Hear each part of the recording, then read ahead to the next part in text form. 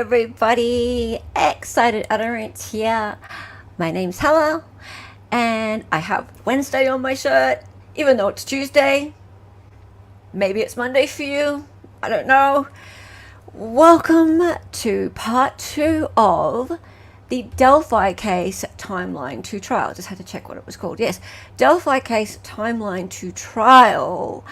And I have put this together, guys, for anyone who is not, let's say, right down deep into all of the names and faces and theories and conspiracies, and maybe just wants a refresher, or perhaps maybe you're new to the case of Richard Allen. So Indiana versus Richard Allen and the deaths of Libby and Abby back in 2017. And the reason why this is important right now is because it's at trial in Carroll County in Indiana. Everybody is talking about it. It's a huge hot topic.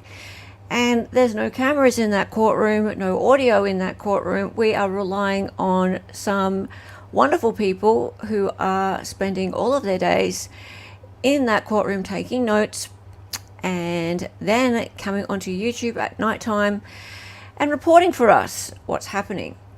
One of those people, Andrea Burkhardt, has been kind enough to allow me to moderate her chat, and that means that I'm spending a lot of time listening to not just her, but also what the people in the chat are saying.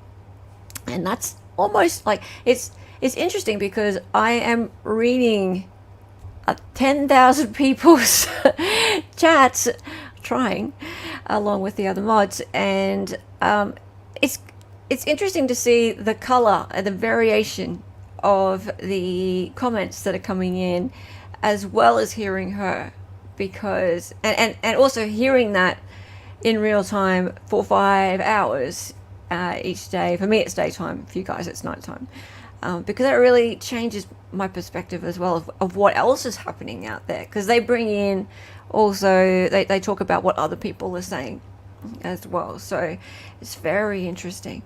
But also what I'm noticing is that not everybody has been following this all along, and they come in and they ask some more basic questions about the case, and it's difficult because there's a lot of people who've been following it all along, and it's hard for them to get answers.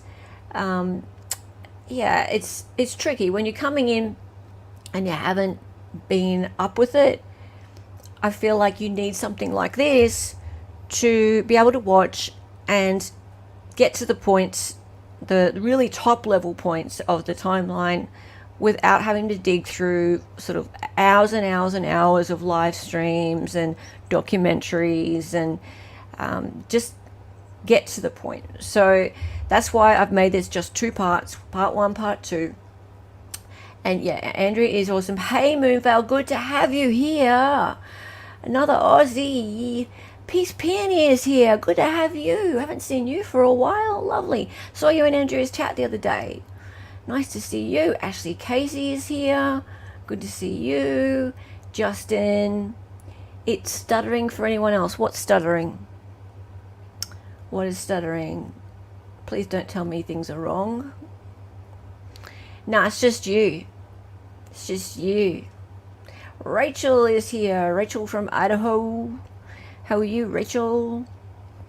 Monday fun day. Alrighty, let's get into it. Yeah, Aussie's in the house. Okay, and of course we have our lovely half Irish in town. We always do. You're a fantastic mod, thank you. No stuttering. Justin. Suffer. Alright, let's get into it. So when we did the first part, and I have put a link to that in chat, but I've also put a link into the description, we covered from the day of the actual crime, of the murders, to the prison confessions, right? And I put that in quotation marks because I believe that Richard Allen was tortured into making those confessions. And I was pretty shaken up the day that I made that stream, because it was the day after Andrea reported what actually happened to Mr. Allen when he was tortured in the Westville isolation unit, prison isolation unit. He was drugged and some terrible things happened to him. So I worry people are going to get the wrong expectations for this trial, a lot of which is because of not showing the trial and people having to get coverage from a few people that are there. Yes, Justin, I'm worried too, but what can you do? What can you do? For example, and I think maybe what you're referring to here is when Andrea did her report on, I think it was your Saturday, she spoke of the jurors' reactions and she gave really emotive overviews of their reactions to video of Richard Allen in that prison situation, basically, being tortured, so being tased. Obviously he'd been in that situation for something like 13 months, so he had these injections of Haldol, which is just, it sounds like having a lobotomy, basically. He was rambling, naked, there was feces, it was just a disgusting situation. And she recounted the jurors having quite physical reactions to this, looking over at the prosecutor with a disdained kind of look, that kind of thing.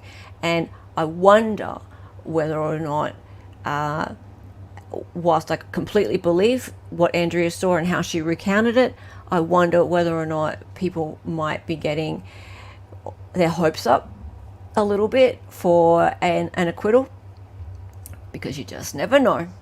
You just never know. Hey, people in court, good to see you. Good to see you.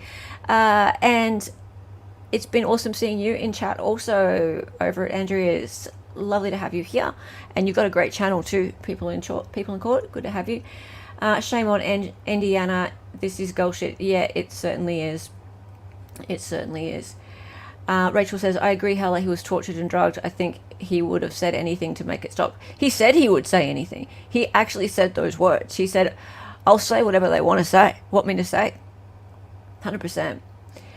I must admit, I wasn't following this case until last week when I came across Andrea's channel and was hooked, lol. And that's why I'm doing this, because there's a lot to this case, and it's tricky because you start following it in the middle of a trial, especially a trial that's just being recounted to you by somebody.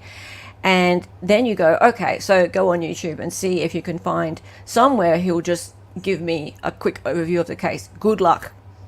I went looking and there was nothing. So that's why I decided to do this.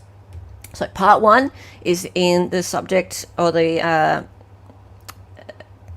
description of this stream. And it's all time stamped out as well, so you can flick through it. And now we get into part 2. Cool, let's go. Let's go. Alrighty, and I'll try and keep this as brief as we can, because then we're going to go over into Andrea's. Alright, so part 2, Delphi case timeline to trial. Let's go. So in part 1, we introduced the story with the 2 girls who lost their lives in 2017.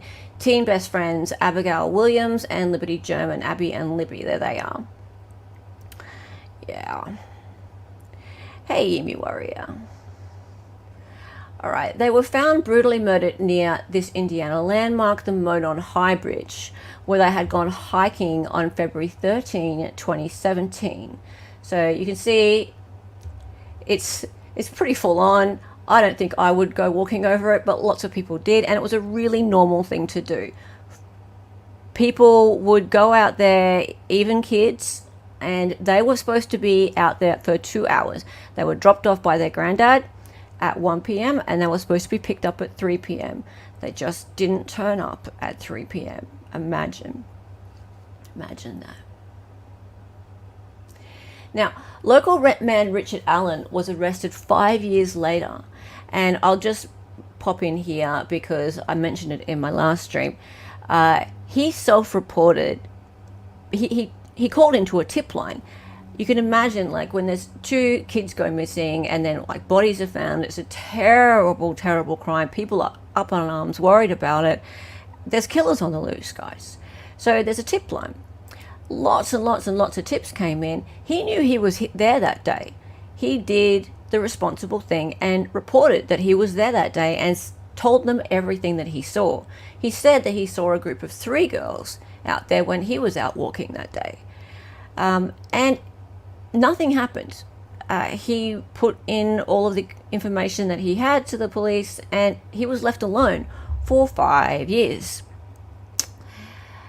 5 years later, for some reason, he comes back up on the radar for the police, and they question him, try to get him to make confessions, which he didn't, and it's all in part 1. And he was placed in isolation in a maximum security prison, apparently for his own good. Because, you know, he's going to get hurt. People are going to call him a baby killer. For 13 months, he was subjected to atrocities we are only now finding out about in trial. Like, you could tell from the look of him, like, you can see that he's emaciated. He's not looking well. I remember when these photos of him and video of him coming out there came out, and he's like a shadow of his former self there. And we were all worried about this man. Like, what's going on? Is he on a hunger strike or what? But we're just now finding out. Okay, it was during this period of isolation that Alan's mental state clearly declined. He made statements implicating himself in many crimes, but particularly the murders of Abby and Libby. He said all sorts of things. He said he started a war. He said he murdered like people in his family and all sorts of just ridiculous stuff. But he said the things that the interrogators wanted him to say and the guards wanted him to say, and he said it all in, like, also in phone calls to his wife. Honey, did I tell you that I did it? I did it, I did it, I did it. She didn't believe it either. Right? But he said the things that they wanted him to say. Did I mention they drugged him? Yeah, they drugged him pretty bad.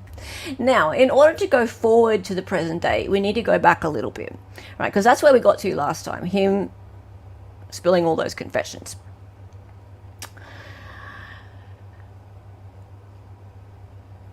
What we're going to do now is we're going to go back.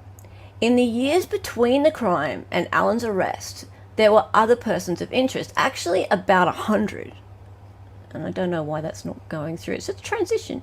About 100. There are about 100 persons of interest. And I'm just going to answer a question here. People in court says, in holding the state to the standard of proving their case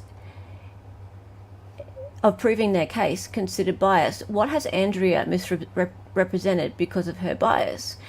I'm legit curious, because other people reporting on this that I have seen are not lawyers and gloss over some pretty important legal aspects of this. Oh, absolutely. Absolutely.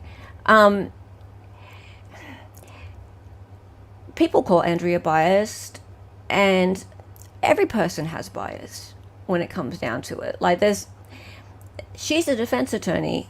She's represented thousands of defendants. And of course, she's going to have a defense bias. Personally, I think everybody should have a defense bias going into every case, every trial, because you're supposed to believe the person is innocent until the state proves to you beyond a reasonable doubt that they're guilty. So therefore, it requires you to believe that the state has nothing. It requires you to take off all judgment hat on the defendant, everything about them. It requires you to actually be biased in their favor before anything is said, and then be moved to be biased towards the prosecution. That's how it works, right? That's how all of the lawyers that I've become friends with via YouTube have taught me that that's how it's supposed to work. Of course, I've made friends only with defense attorneys. Yeah. Agree, but in watching Andrea over the years and on trials, we've seen our own eyes, and she seems honest when the defense is in the wrong. That too. She does seem honest in that way, but you can't explain this stuff to people. All right, now Keegan Kline, child predator, was one of the last people to communicate with Delphi murder victim Libby German, and he used a fake social media profiles to solicit underage victims. Now, he's currently serving 43 years for child sex crimes. He actually has been cleared. Now, the reason he's been cleared is because he has an alibi. He never left his house. He had a dating profile or something called Anthony _ Shots. And yeah, he was stalking or catfishing, I suppose, Libby. It's disgusting. He was doing it with a lot of girls, and he was caught, and he was found on her phone. So obviously the cops did something good, and they got a warrant. They looked through his house, and there are actually interviews with him, and he completely admits flat out what he did in this instance, but he never left his home. He was like a recluse. So he's kind of out of the picture, even though he obviously was a suspect at some point. Unbelievable, hey? AW, yeah, it's called the presumption of innocence. Absolutely. Yeah, cool. All right. Yeah, he went to prison, I think it was a year or two ago, so it was recent. At the time of her death, actually, no, I think it might have been this year. Sorry about that. At the time of her death, Abby was dating an 18-year-old boy by the name of Logan. Now, this you might not know. Apparently, her family were unaware of this fact. Okay, so there she is with this guy, Logan, and so Abby, I think, was 13. And she had this 18-year-old boyfriend, and as teenagers do, you know, they have these secrets that they keep from parents and stuff. Now, more interestingly than that, Logan Holder is the son of Brad Holder. You may have heard this name. Brad Holder is a person of interest who was cleared very early in the investigation, despite members of the public reporting him as suspicious. Even after that, even after he was cleared, he kept being reported. Now look at Brad Holder. Brad Holder is an Odinist. Brad Holder is very obvious about his Odinist ways on Facebook. He's always posting stuff about it. Now, there is another sketch, an unofficial one, here, as you can see. I'll just take my mouse away so you can see it a bit better. And the one down the bottom there in the middle, that's an unofficial one that a witness made or drew or something from the day. So it's called Mailbox Man, because the photo or sketch was made of someone who was near a mailbox. And it's a person seen near the trails that day. His likeness to Logan is kind of curious, don't you think?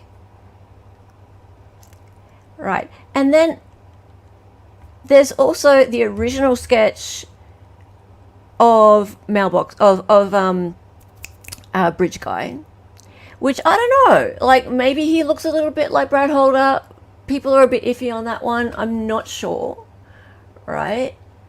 So I'm not sure about the likeness of Brad Holder to this original sketch. However, let's skip forward in time a little bit, because in September of 2023, actually let's skip forward in time a lot, right? He's an Odinist. Oh yeah, right? In September of 2023, Richard Allen's defense team dropped a bombshell, and we'll all remember this, right? Yep, unless you've not been following this at all. In September of 2023, Richard Allen's defense team dropped the big bombshell, and this is what really changed people's opinion about the case. The whole Odinist thing came out. So a 150-page Frank's motion detailing the involvement of pseudo-Odinist groups in the murder of Libby and Abby and the subsequent cover-up. So if you remember, around this time last year, a bit earlier, the big document, the 150-page document from the defense that brought to light this cult and the crime scene and the way the bodies were laid out, it was new. It was brand new. And at first people were like, this is crazy. And then when people started actually reading through the document, it was like, whoa, there's actually a lot of evidence in there. No, not Alan. Alan is not an Odinist. No. Brad Holder. Brad Holder is what we're talking about. Now let's just watch this little bit. What's going on in Delphi, Indiana? Now, for those who don't know, Richard Allen has been accused of murdering Abby and Libby. It was a case that was cold for 5 years. There were lots of suspicious people, lots of rumors, and ultimately some guy who wasn't even on the radar who works at CBS in the film developing department ended up getting September last year for the murder. Then we learned a lot more when the defense filed some documents last week. I want to go through really the headline, right? So he's accused of murdering these two girls. They believe they have some forensic evidence involving a bullet. They have an admission by him and some other things, a couple other things. Not a ton of evidence in this case, but they have some eyewitnesses, etc. So they have put forth a completely different look or different story about what actually happened to Libby and Abby. They're not saying there's not evidence to prove the case. They're saying he's innocent, and we know exactly what happened to these two teenage girls in the woods on that day in Delphi, Indiana, near the Monon High Bridge. So take a look, because I'm going to lay it out for you, and it's really a two-pronged conspiracy. That's the gist of this. And it begins with members of a pagan Norse religion called Odinism, hijacked by white nationalists, ritualistically sacrificed Abigail Williams and Liberty German. Odinism is the pagan religion referenced above, and its followers are called Odinites. Odinites, or Odinists here, are enamored of the Viking Nordic culture. Evidence supports that at the crime scene, these murdering Odinites left behind obvious signatures, symbols in the form of runes. These runes were formed with sticks, fashioned with tree branches, and painted using the blood of Liberty German. Sticks and tree branches were deliberately and carefully, proficiently placed on each girl in a certain arrangement mimicking certain runes. At least one of the branches appeared to have its end cut off cleanly by some type of tool, like an electric saw, providing proof of a preconceived plan. Additionally, the blood of Liberty German was used as the paint to mark a tree with a rune that looks similar to the letter F.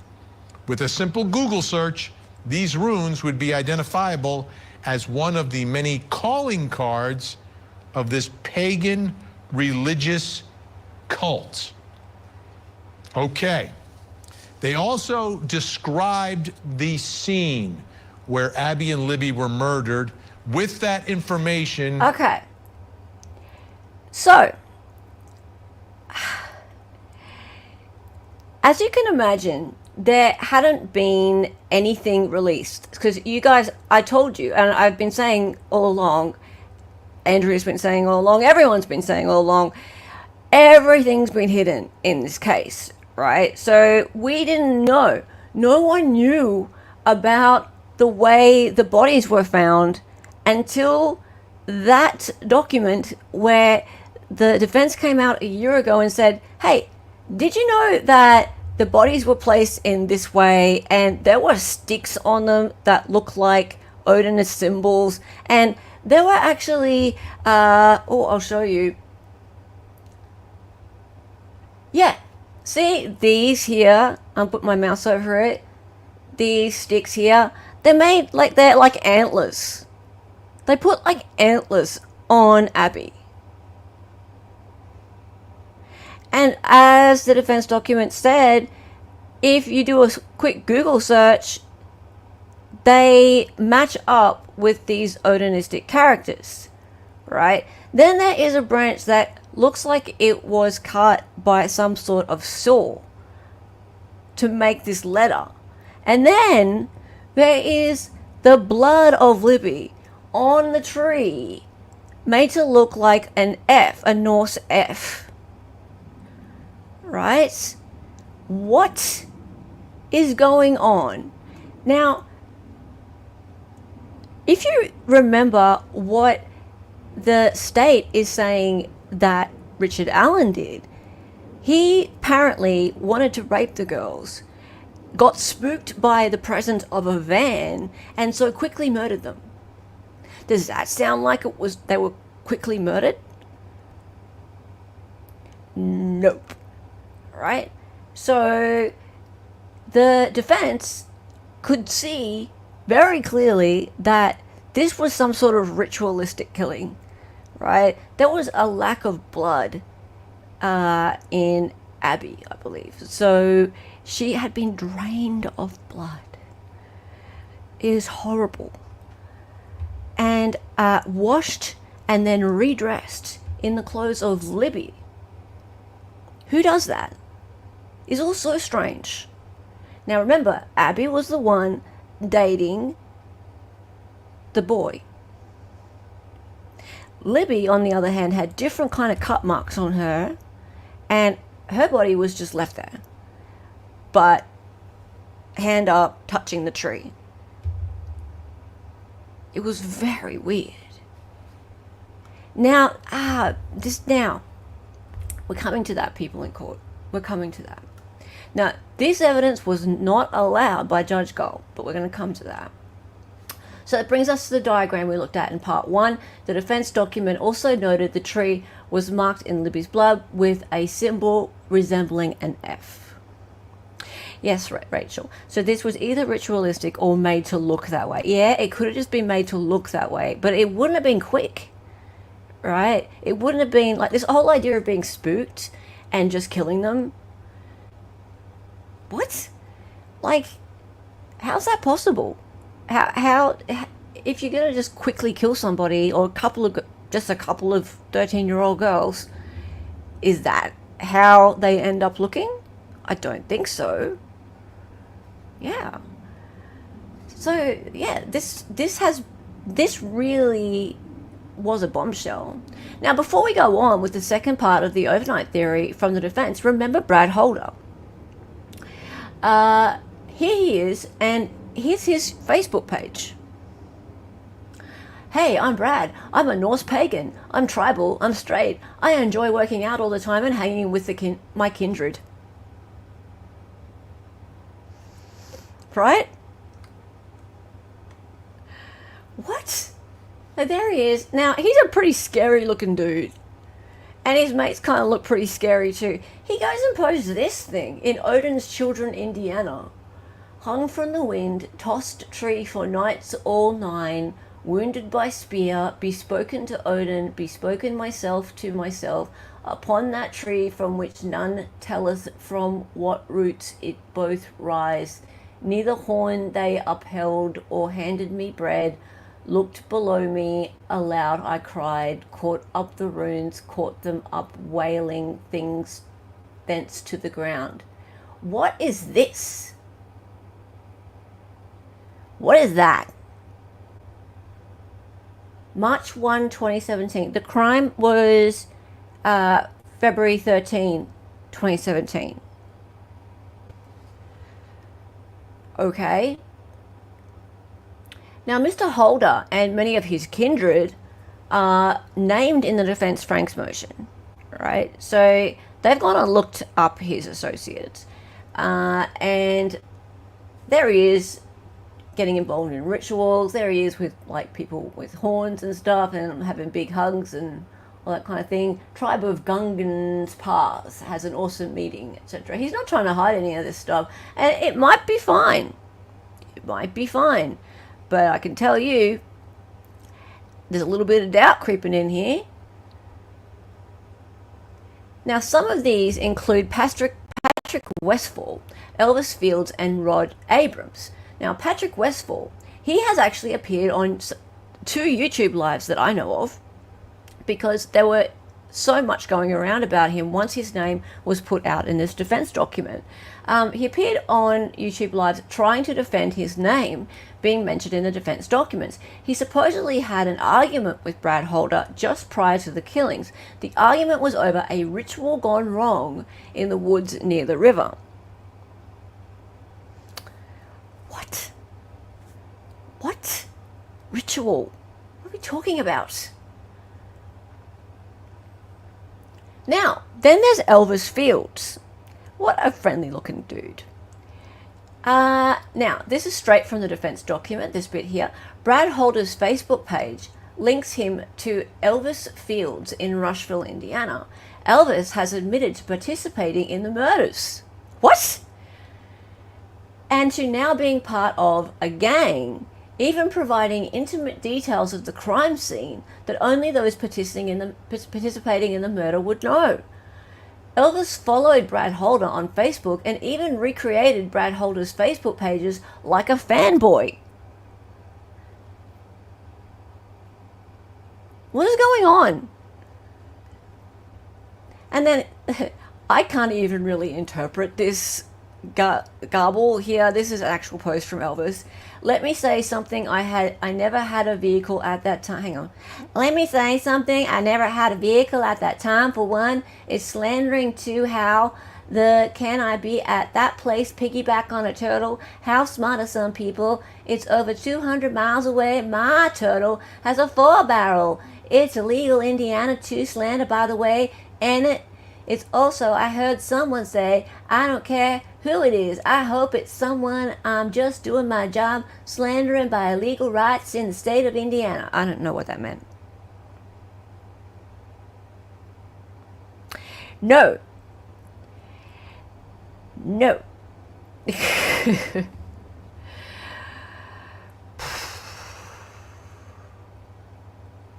Now, then there's Rod Abrams. And I'm only showing you like a couple. Alright, there are so many more people. But these are the ones that you might hear in chats. Because people like come into the chats and they go, search Rod Abrams, search Elvis Fields, search Brad Holder. Right? Abrams is a friend of Elvis Fields, so they're mates, right? And the defense states both their alibis for the time of the murders were sketchy at best. When questioned a year later, actually over a year later, about that day, he remembered exactly where they were. In a hospital visiting a friend. How do you do that? Right? How do you know if someone asks you like 18 months later, hey, where were you on March 22, 2023? Would you know exactly? Right? So Rod said that hospitals cut cell reception on phones because they interfere with hospital equipment. So their phones probably would not show that they were at the hospital.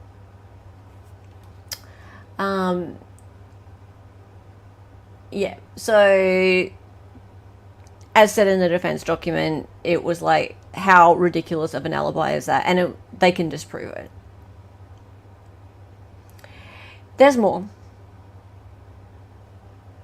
Rod Abrams and Elvis Fields, one other thing, on October 24, 2017, Elvis told his sister, Joyce Moffat, that, oh, I am in trouble. I am going away for a long time. I was on that trail and that bridge with those girls when they were murdered. There were 2 other people there with me when it happened. I spit on one of the girls after they were killed. What? Okay. So there's legit more evidence against this dude. And I mean the unshirted dude right now, than there is against Richard Allen. There should be actual DNA of his at the crime scene, which there's none of Richard Allen at all. There's the Odinist connection because he's an Odinite fanboy. He said he was there. So we've got legitimately a stronger case against Elvis Fields than we do against Richard Allen right now. And we have done for years. So why is Richard Allen the one on trial? Yes, what a terrible thing to say. And why would he? Why would he have spat on her? What?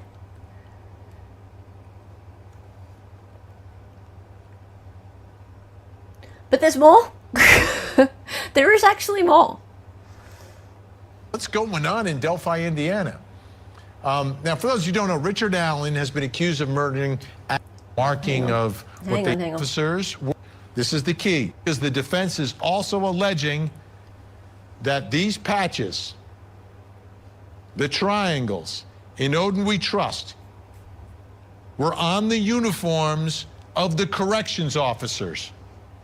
This. You're following that? Those patches on the corrections officers, meaning they're Odinites. The two prongs again of this conspiracy alleged by the defense. One, the Odinites sacrificed and murdered these two girls in the woods, down the hill from the Monon High Bridge in the middle of the day. And then when he was arrested and incarcerated, he's being guarded by Odinites, who then threatened to kill his family, like they had killed, I guess apparently, Abby and Libby, unless he confessed. They were framing the guy who develops pictures at the CVS. That's the defense. Yeah. So, that's the second part. So not only does the defense document state that the crime scene very clearly shows a ritualistic killing by some Odinist or pseudo-Odinist group, there are some people who are legitimate followers of the Odinist religion, and they are very offended because they are not violent people, apparently, right? But that's one part of it. The second part is that there are guards who are supposed to be in charge of his safety over at Westville Correctional Center, prison. Why he's in prison, I don't know, but he's in prison. And there are guards who they're wearing their uniform and they have those patches, right? Those two patches on their uniforms. And they are threatening to kill his family if he doesn't confess. What the hell is going on? Right? So we already know, and it's come into evidence in the trial, that he was goddamn tortured. That's clear. Right? That got in. That got in. But what didn't come in was that the people that were in charge of the torturing, they had those things on their uniforms. So, Odinite patches on guards, Norse symbols at the crime scene, a bunch of super sus cult followers at some point on the person of interest list, and a man being tortured into a confession.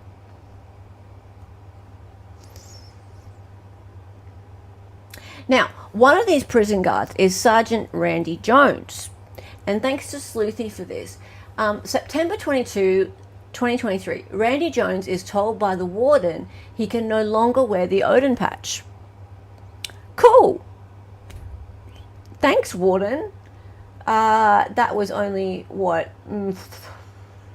he went into prison in April 2023, so what, 6 months later. So he's told that he can't wear the Odin patch. Great. October 4th, 2023, there's a leak of crime scene photos. Now, this was a bit of a big deal.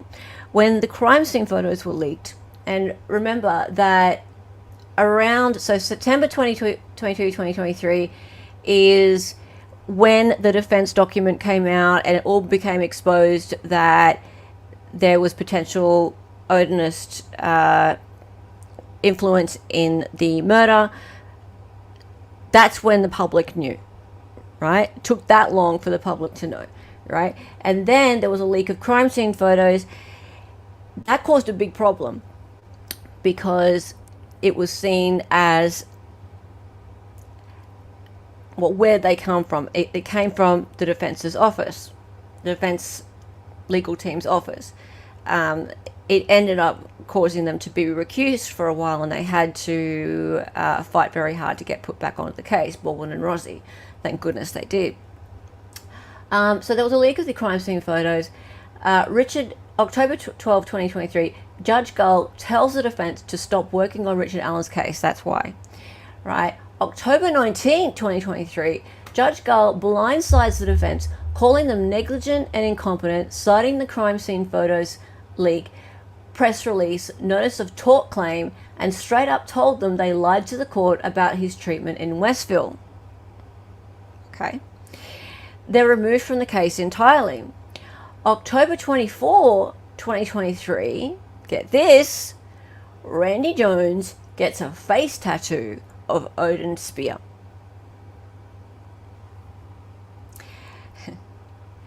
So, in a period between, so it's a month, between September 22, 2023 and October 24, 2023, this guard who was reprimanded for having these patches on in Westville, he has this period of time where he's not sporting his Odin affiliation, and then he goes and gets a tattoo on his damn face to show that he is an Odinite at work.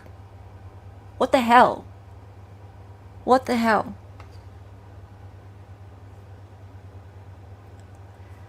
So Baldwin and Rossi were eventually reinstated as Allen's defense counsel by the High Court in January 2024. One of Allen's intermediate defenders, so he was given different defense counsel in the meantime.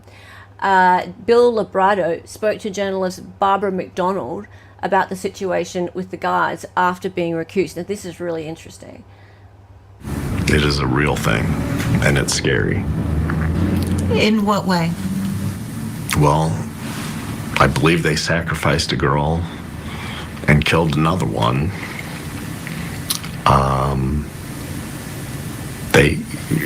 Some of the people that live in Delphi were very brazen about their Odinistic beliefs on their Facebook pages and other social media accounts, including the sergeant who was in charge of keeping Mr. Allen safe in Westville. You described one of those officers that's mentioned in one of Rosie and Baldwin's filings, Sergeant Jones, who was wearing patches that said, "In Odin We Trust," on his Department of Corrections uniform. Yep. The judge ordered the warden to make them stop. And then what did you notice? That Mr. Jones had it tattooed under his right eye.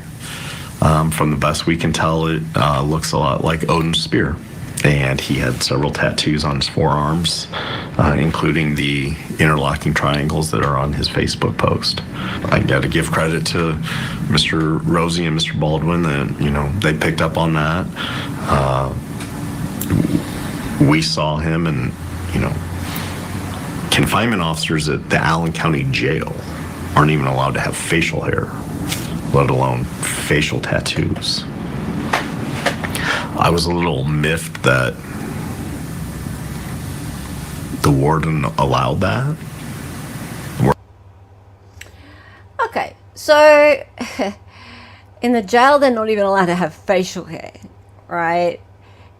The audacity of this guard to even have any kind of adornment on his uniform outside of the standard, to just is he allowed to have anime patches and stuff like that as well, or is it just is it just Odinist stuff? What I can't even believe there was patches there in the first place. And then, oh, I'm not allowed to express my love for the god Odin. I'm just going to put this on my face.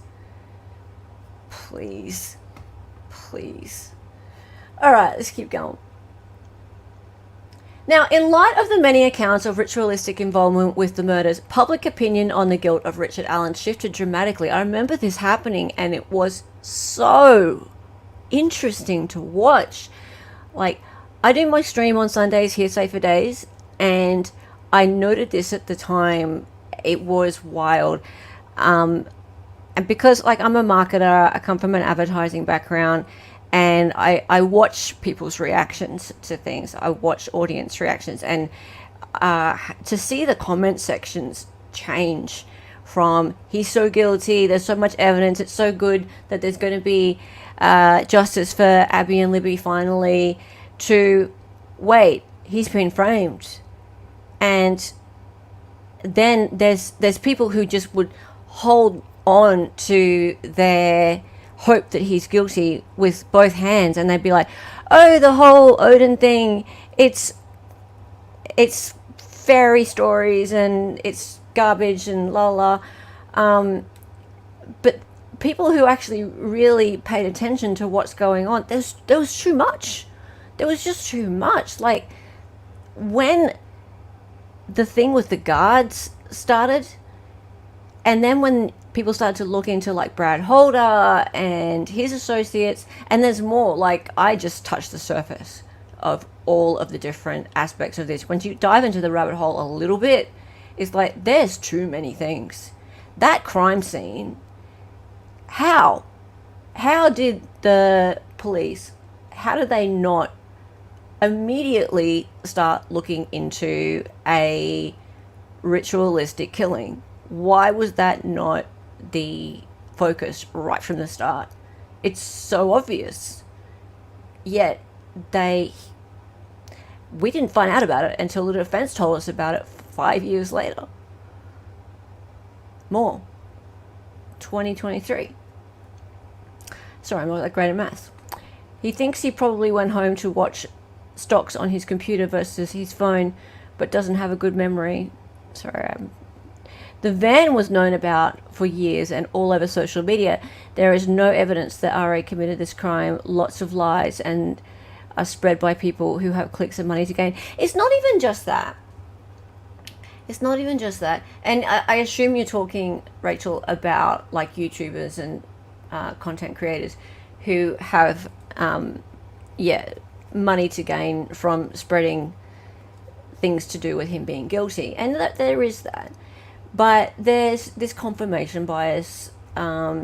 People have said for years that he's the one, he's British guy, he killed them. And people just don't like to back down. People are very pig-headed. They don't like to be proven wrong. And so they'll reach for any reason why he's the one. Anything at all. And anything that refutes it, they'll just be like, blah, blah, blah, blah, blah, blah, blah, blah. Like that. Okay, so fast forward to September 2024, so just last month. And, a month before now, we're in November. And Special Judge Gull makes this ruling.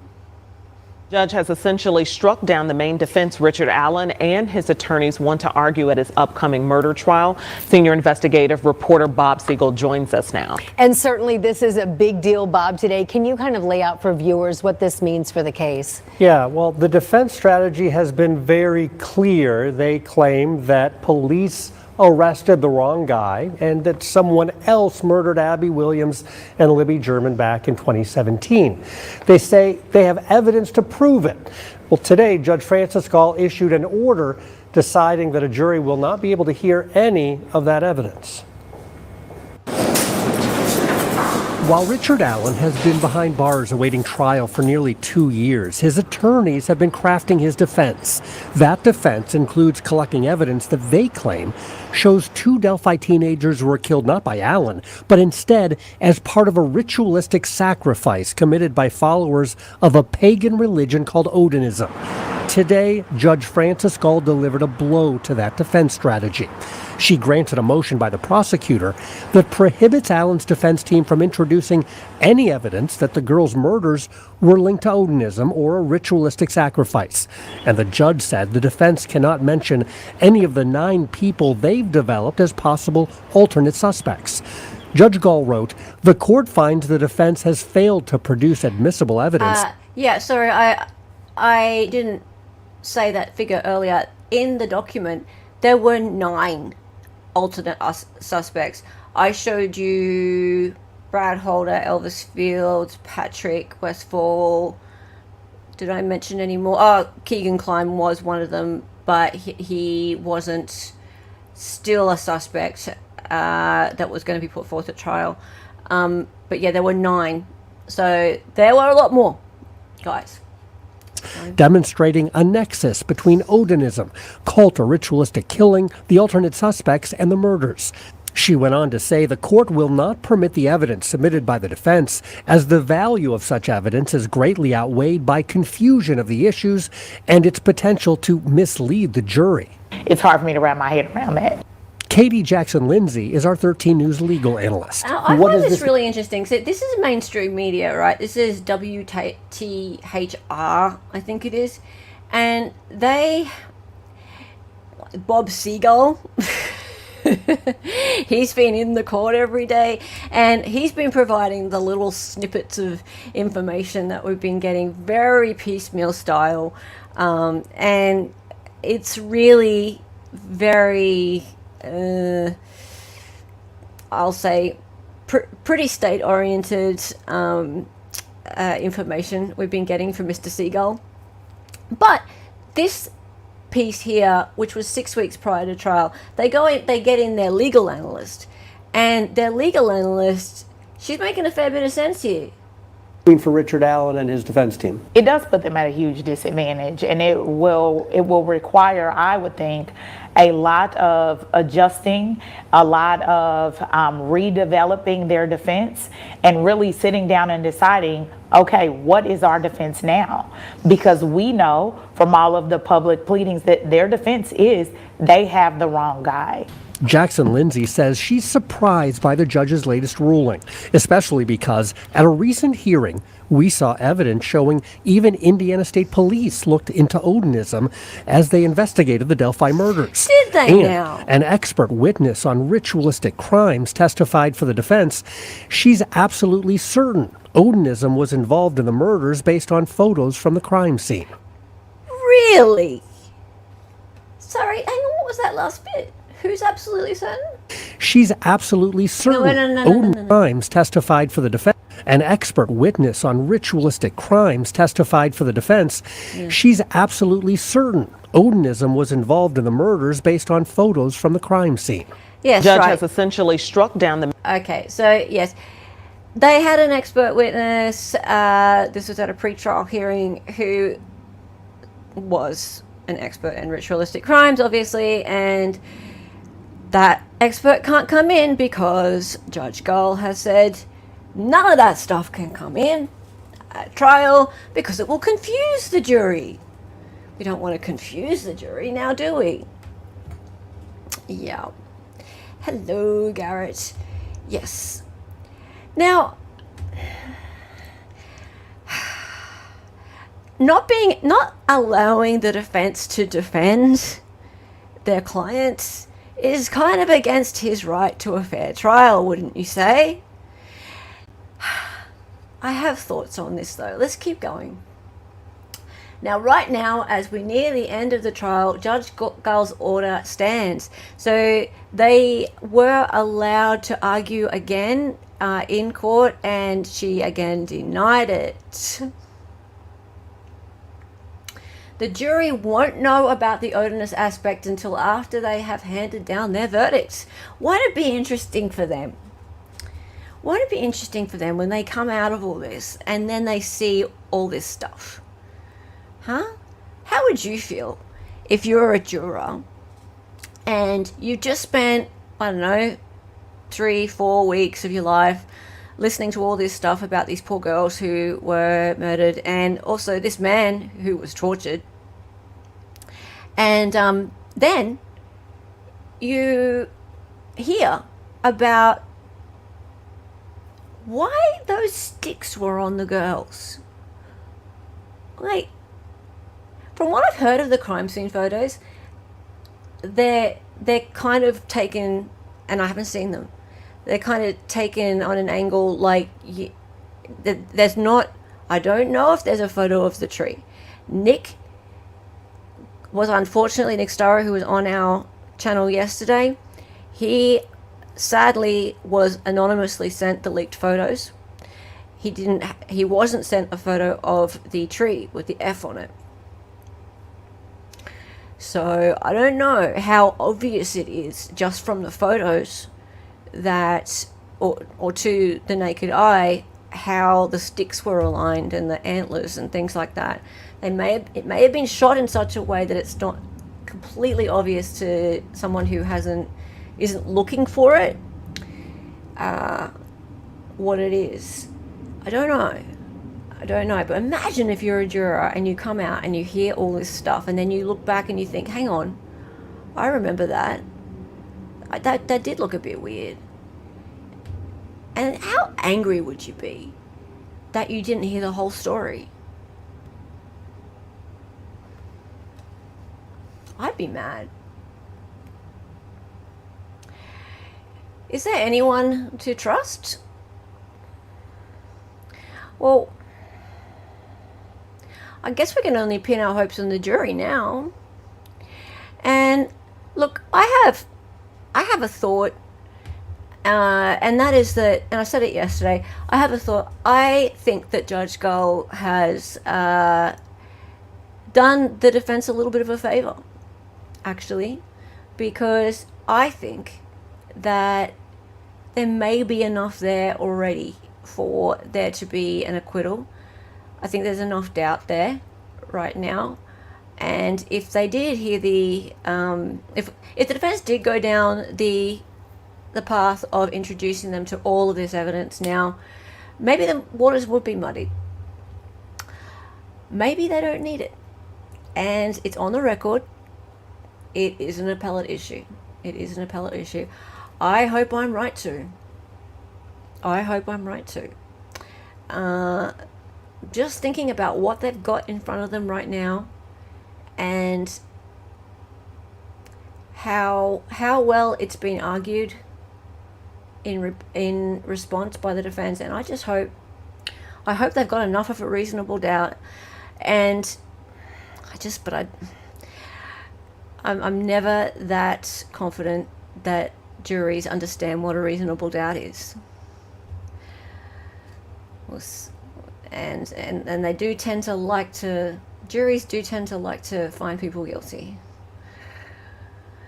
Anyway, that's that. That is where we're at, guys. And I think we're going to be really close to the defense resting their case very soon. I think we're going to be looking at it being handed over to the jury, I don't know, maybe this week. Please do share. Evans? What's Evans? Evans next. Yeah, we're going to be heading over to Andrews now. Small town local juries are unpredictable. All juries are, but small towns are the worst. Yeah.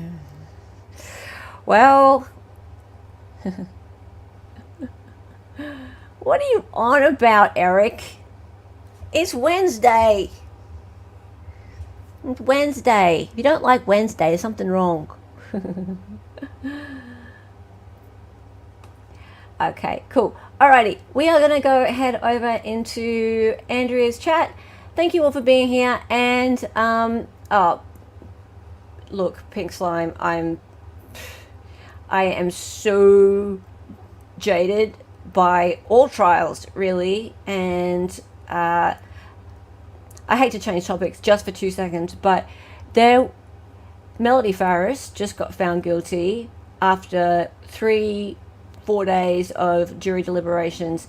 There were clearly multiple people on that jury who thought she was not guilty, yet for real, somehow they've managed to find her guilty. What's with that? That should have been a hung jury or a not guilty. Like, if there are people who are that adamant that someone's not guilty, that they sit around for days and days and days arguing about it, then the person should either be found not guilty or it's a mistrial and she gets out on bond until the state works its case out. What is with that? What is with that? So many people are just like, in so many cases, there is doubt amongst the jury, yet people get pressured into finding people guilty. I do not like it. I don't know if she was so guilty, but there was clearly people on the jury who did not think so. Clearly. Anyway, let's go. Let's go, everybody. I'm going to play the song, and then we're going to redirect over to Andrea. Her name was Helen. She was an Aussie.